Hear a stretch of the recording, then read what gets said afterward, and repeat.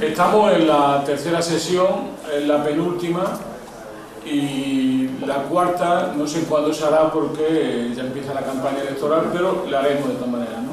Que la pienso dedicar a América Latina y a la perspectiva que ha abierto Chávez del socialismo siglo XXI. Eso de cosa es, yo no lo sé muy bien, pero bueno, como siempre ocurre, la práctica va por delante de la teoría. El título que yo le había aconsejado a Javier era un título provocativo, ¿no? Era la crisis que viene, las líneas de fractura. Y lo había hecho provocadoramente por varias razones. La primera razón es porque creo que desde la izquierda se ha tenido en los años, desde los años 30, una actitud que se ha llamado catastrofista, ¿no? Esta idea que la izquierda marxista en general y comunista en particular ha ido planteando de que el capitalismo se cae, ¿no? Y que se cae y que de alguna manera eso será la condición para la revolución social. O sea que lo objetivo favorecerá lo subjetivo y que al final tendremos el socialismo casi, como diría yo, como la perita en dulce que se cae de un árbol y que te la coge madura. Esta actitud que siempre ha estado detrás un poco de la concepción comunista de los años 30, no solo de los partidos comunistas, por ejemplo la familia trotskista también, de otra manera.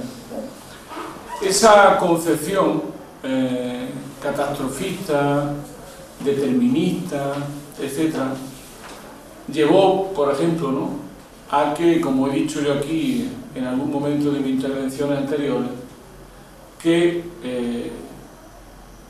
la línea de Lenin, ¿no?, sobre análisis del imperialismo, que yo creo que fue bastante verosímil hasta los años 40, pues se pasó de la teoría del imperialismo como última fase del capitalismo a la teoría del imperialismo como la fase decadente del capitalismo y como el momento previo a que el capitalismo estallara a partir de su propia contradicción. Eso en los documentos comunistas de los años 30 y 40 parece que el capitalismo se iba por el desastre.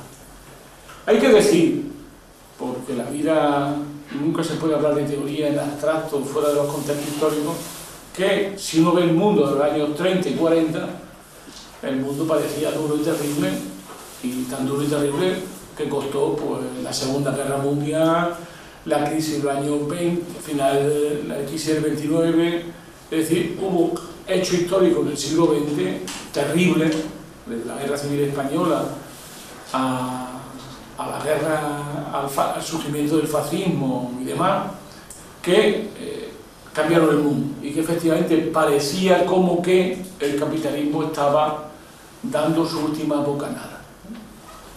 Esa teoría llevó en los años 60 y 70 a otra teoría contraria, que como que el capitalismo había superado las crisis. Es decir, se llegó a la conclusión a los finales de los 70, eso ya lo puedo contar más porque ya lo viví casi en primera persona, donde se pensó, bueno, que el capitalismo, que luego se ha llamado keynesiano fordista o keynesiano, había conseguido regular la crisis y por tanto había crisis pero controlada. Apareció la crisis del 73-74, que se llamó el shock petrolero, y de nuevo apareció la crisis, ¿no? Y entonces todos los esquemas anteriores se fueron también por el sumidero, ¿no?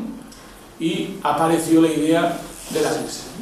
Muchos de nosotros, lo digo en primera persona, pues empezamos a vislumbrar la idea, más o menos, de que había primero una crisis económica, luego una crisis social y luego una crisis política.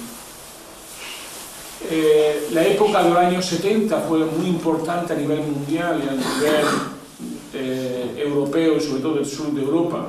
No voy a entrar mucho en eso, pero sí decir que esos años, de nuevo esta visión un poco catastrofista nos vino, me acuerdo, no por nada, me acuerdo de un análisis que hacía Ernest Mandel, por ejemplo, ¿no? El gran teórico de la cuarta internacional en aquel momento, que decía, bueno, era crisis económica era igual a crisis social y la crisis social a crisis revolucionaria.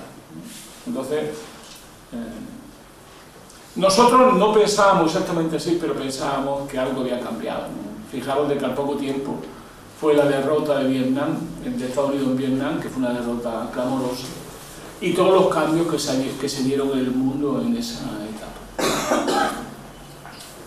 Lo que no nos dimos cuenta fue que las crisis no son inicuas, que tienen costo, y que conforme comienza la crisis, comienza la reacción del adversario. No solo la reacción de los de abajo, sino la reacción de los de arriba. Hasta el punto de que la crisis que anticipó el 68, en 1968, y lo que fueron el otoño caliente italiano, los movimientos sociales bolquísticos, etc., en toda Europa y especialmente en Francia, que fue una especie de primer aldabonazo, el otro seguramente fue en Checoslovaquia, por lo que tiene de negativo. Prácticamente ya a finales de los 70 estaba derrotado el proceso de cambio social, de transformación social en Europa y en el mundo, a finales de los 70. Y en el 80 comienza una reacción que podemos llamar, como lo dijo el más lúcido de esa etapa, para mí, de intelectuales más lúcidos, que fue, por otro lado, mal interpretado y mal conocido, que se llama Herbert Marcuse. Y Marcuse, que vivía en Estados Unidos, definió la época que se abría como una contrarrevolución preventiva. Esto que hemos llamado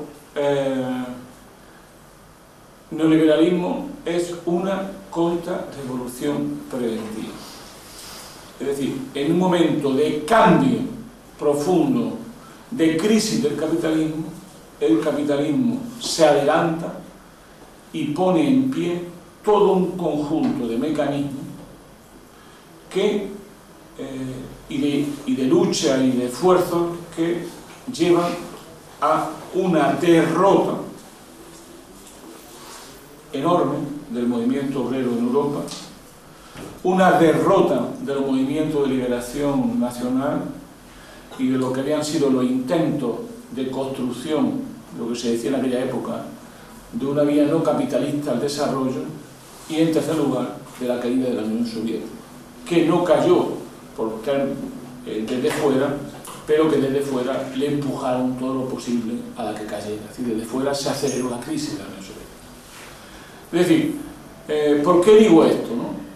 Porque yo voy a hacer una intervención que puede parecer catastrófica, pero intento construir una serie de ideas que nos permitan pensar la fase que viene desde una base teórica y política que nos ayude a pensarla, a discutirla y ulteriormente para la acción. Digo esto. En segundo lugar, si bien es cierto que hay que romper decididamente con el catastrofismo, habría que decir de qué se trata cuando hablamos de catastrofismo. Que es lo siguiente, ¿no? El catastrofismo no es una visión analíticamente mal fundada, son las consecuencias lo que está mal fundado.